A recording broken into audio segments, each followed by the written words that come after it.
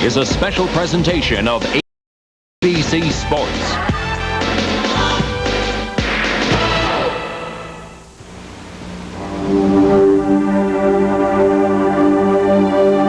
The water's edge in California is for front-on mounts, a couple of double backs, and even a few full twisting Yurchenkos. Confused? We'll explain later. Stay tuned.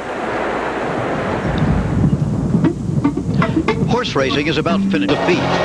In our 30th anniversary season, this is ABC's Wide World of Sports. Hello again, everyone. I'm Frank Gifford. Happy you're with us. It's been an exciting day already here. It will be much more exciting later on. But if you were with us earlier, you know that the Pro Bowlers are stopping this weekend at the Fairlawn Riviera Lanes in television. ABC's Wide World of Sports. And tomorrow at 4 o'clock, we'll celebrate with a very special 2-hour presentation. Meanwhile, today on Wide World of Sports, we'll have the Derby trial. You'll see that live, and Mark Spitz versus Matt Biondi. That'll also be live. But right now, let's join Donna De Verona for the World Cup Gymnastics Championships. This alluring site was once the scene of one of history's most gruesome battles. Now a monument is the most visual reminder of the Battle of Waterloo, when in 1815 Napoleon, in an effort to reclaim his throne, met his final defeat. Prussians, Brits, Belgians, the Dutch and the Germans combined forces and followed the brilliant military strategist, the Duke of Wellington, into a battle that put an end to the Napoleonic Wars, which had claimed over 1 million lives and ushered in 50 years of international peace in Europe, a peace many times since broken. Nearby in Brussels, Belgium, another monument built during the 1958 World's Fair is a reminder of our own times, of discovery, the Cold War, and of a changing, fragile Europe, where just a short time ago, East and West met best in a sporting arena. Today, gymnasts from all over the world will compete in the World Cup Gymnastics Championships. Hello, I'm Donna De Verona, and only the best from the strongest countries in gymnastics have been invited here, and those that have been chosen feel it's a special privilege. Joining us, Olympic gold medalist Bart Connor. Donna, the great thing about the event finals competition is that it's quite a bit different from the all-around and the team competitions, where consistency is the big factor. The key today is difficulty. The judges require all the gymnasts to do a higher level of difficulty in the event finals. The gymnast who wins is the gymnast who goes for the big tricks, but they got to make them. And you know, the Soviets have dominated the all-around and international competition, so this is the best opportunity for other countries to pick up medals. Here to discuss the individual event finals, Olympic medalist Kathy Johnson. What's really exciting here is either of the two Soviet gymnasts, Tatiana Lysenko or the reigning world champion Svetlana Boginskaya, could feasibly win all 4 event finals. Boginskaya did that not too long ago at the European Championships. And of course, there's Henrietta Onodi of Hungary, who has qualified in all 4 event finals and should have a shot at some medals. And for Brandy Johnson, this is a great opportunity. In a comeback effort, she's made 3 individual finals. Ironically, Brandy did not qualify in her best event, the vault, in which she won a silver medal at the World Championships in Stuttgart, and who I feel really had a shot at the gold here at this competition. But she's upgraded her difficulty. She has a great draw in balance beam and the uneven bars, so hopefully she'll be able to keep up with the field here. The women will compete on 4 apparatus: the vault, the uneven bars, the balance beam, and the floor exercise. Competition on the unevens is about to get underway, but Kathy, there was a big surprise on the vault. Yes, Donna, that possible Soviet sweep I spoke of came to an abrupt halt when the gymnast from Hungary, Henrietta Onodi, took the gold on what has typically been her weakest event. She came up with 2 superb vaults and averaged 9.937 and took the gold. I really like this routine. It has a nice variety of skills and combinations. And even unique moves like this one coming up right here. It's very easy, but a nice little hop, full turn right to the high bar. Her first release move, it's called a Ginger, with ample height, not quite as high as some of the other gymnasts do on their release moves.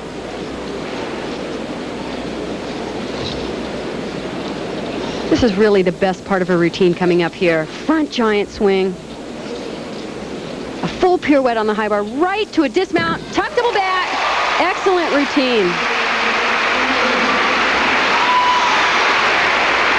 Although Onodi is really quite well known for her pirouettes and her transitions on the uneven bars, like this move here, she has improved a great deal in her release move category. The judges require the gymnast's shoulders right there to be as high as the bar when they regrasp. You'll notice here on the second release move, she just barely accommodates what the judges are looking for. A solid routine, her score a 9.9, and you can see why she was third in the all-around earlier. But that score does leave the door open for the world, Olympic, and European champion from the Soviet Union, Svetlana Boginskaya, who earlier lost to her younger teammate, Tatiana Lysenko, by just 13 one-thousandths of a point in the all-around. And right here is really the only mistake she had in the all-around competition, a big step on the dismount. And this was a difficult moment for Svetlana, who's been so dominant. And it was a sign that her younger, eager teammates are poised to take her place. Retirement is certainly on her mind. Of course, I'm thinking about it. I still want to train, but it becomes more difficult. So at this point, I'm undecided. And now up for the uneven, Svetlana Boginskaya. Kathy, it's got to be difficult to compete with any doubt in your mind. And unfortunately, Svetlana had a very negative experience at the Goodwill Games last summer where she actually fell from this event and not only cost her the all-around, but dropped her quite a bit. It was on that skill that she fell. There's her second release move. Nice work. What's most impressive about her is her impeccable form. Beautiful positions. Here's that dismount. Pike double back. It's where she had trouble, and it looks like she had under-rotated it during the all-around competition, and she was making sure she wasn't going to under-rotate again, so she pulled it a little too far around and took a slight step back. What's so impressive about her is the long swings and the long lines. And at 5'4", she's nearly a foot taller than many of her competitors. On the dismount, she's a little over-rotated and takes that shuffle step to try not to give away a major deduction. And the score to beat is a 9.9. Her score, a 9.887, currently puts her in second place. Frank Gifford once again from New York. As we explained earlier, the Pro Bowlers were late starting today. They're in the final game of the final match right now. Let's go to Chris Schenkel. Chris? Gymnastics Championships. Currently, Hungarian Henrietta Nodi is leading the competition on the unevens, but still to come American Brandy Johnson. But first, a look at the unevens, an event that's inspired the most dramatic of innovations. I'm sure a lot of you remember this. Remember when the gymnasts used to beat the bars? The event that's changed the most over the past decade in women's gymnastics is the uneven bars. The skills the girls are performing are much more difficult, and there are really three reasons for that. One, the gymnasts are a little bit smaller. Two, the bars are much smaller around and much more round, which helps the gymnasts hold on better and generate more speed in their swing to get the big swing elements. And three, and really this is the most important, the bars are much further apart now. I think we're going to have a little bit of fun here. We're now approaching my setting in 1984 where we did giant swings and release moves. Now we're getting to the average setting of the girls in the competition here. And you can see there's much more distance and they're doing big swing with big release moves. And this is Mirela Pașca from Romania, the European champion in this event. So far, the Romanians haven't had a good showing.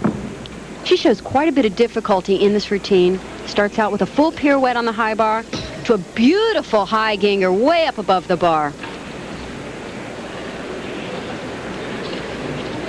It's her second release move. Again, a reverse heck that's well above the bar.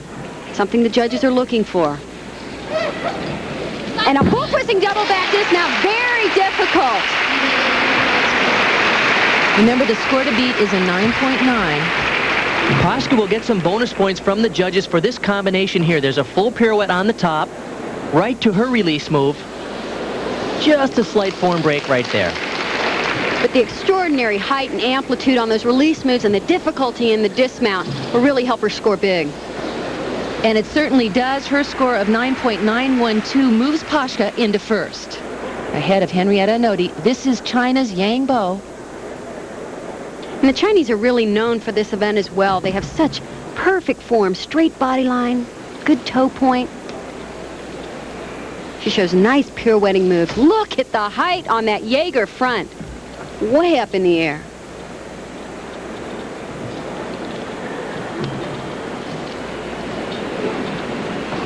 Nice front giant work. And a tuck double back dismount. Whoa! One of the easier dismounts done, but she fought for the landing.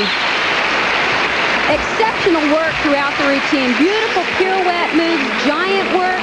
Look at the straight body here. And what's so impressive is not a lot of gymnasts have the composure to point their toes in the middle of a double backflip.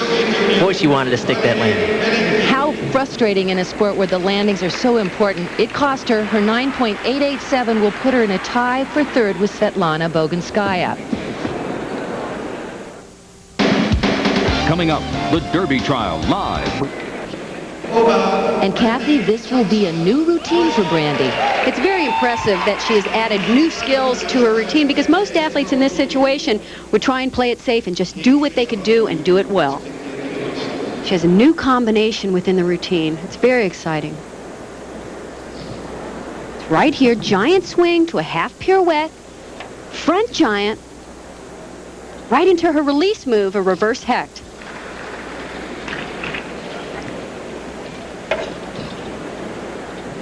Now she's trained a giant with a full twist for the end, right there, before the dismount. A tuck double back dismount. Great routine for Brandy. It's an event that has caused her troubles in the past, but not only was this a good routine for her, but a new one at that. A gutsy move for Brandy Johnson. On top of the new sequence early in the routine, Brandy even added this full turn here before the double back dismount, and she really snaps this double back. Very high, very well rotated. Brandy score a 9.862, which puts her in 5th place. Kathy, a little low? Well, she had some slight form deductions throughout the routine, and some of the other gymnasts are performing 2 release moves and more difficult dismount. And this is Tatiana Lysenko. She's the current reigning World Cup all-around champion. And she has all the necessities to win this event. 2 big release moves. There was her first one. Second one even higher than the first release move.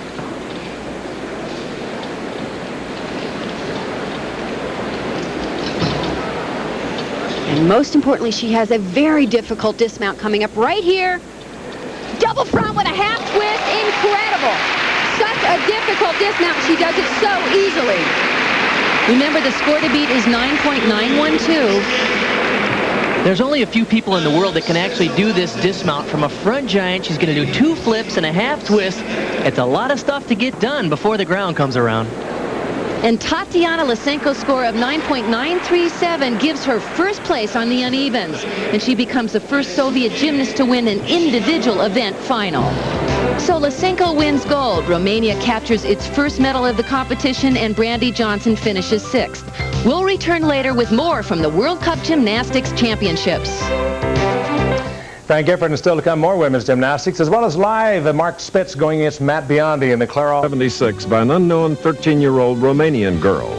8 years later, it was an American who captured everyone's heart. It's no coincidence that both Olympic champions were coached by the same man, whose 6-hour daily training sessions are preparing a new group of gymnasts for international success. His coaching philosophy includes a unique approach to cross-training. Psychologically, these athletes who are spending so many times and so many hours a day, year long, into the gymnasium, they need the variety. They need a new ingredient. The outdoor preparation is very specific to the overall instruction and preparation. This is specifically designed in order to improve the general endurance, agility. By maintaining conditioning and improving mental attitudes, Caroli's outdoor cross-training methods might produce yet another Olympic champion. This sports science segment has been brought to you by AT&T. A large burger. A burger. Now listen, I just want a burger, you stupid sandwich. But at Burger King, our new eye-to-eye video drive-thru lets you see your server. Welcome to Burger King. And your servers see you. We'll have 2 Whoppers, 2 large fries. It even prints up your order, so now what you see is what you get. Extra pickles. Okay, look right. Yep. Thank you. Please pull ahead. The new eye-to-eye video drive-thru at Burger King. It's clearly better. Does every night he brought to you over the years the thrills and spills and high-flying adventure from virtually every corner of the globe. But even more than this, a tribute to many who have made Wide World of Sports very, very special. A lot of speed in that track. Now look at him go! Oh, baby. What a terrible fall. Vinko Bogataj, whose fame goes without mention. We go back to that fateful jump with him 21 years later. We first saw A.J. Foyt 3 decades ago, and we'll see him tomorrow. I know you got a bunch of brave heroes out there, say they're not scared of nothing. All I can say, they've never run fast enough, or they've never been hurt. And the only way they'll get me out of the air is to shoot me out with an anti-aircraft gun, because I am going to go. Evel Knievel performed well today. He would go on to the Kentucky Derby next week.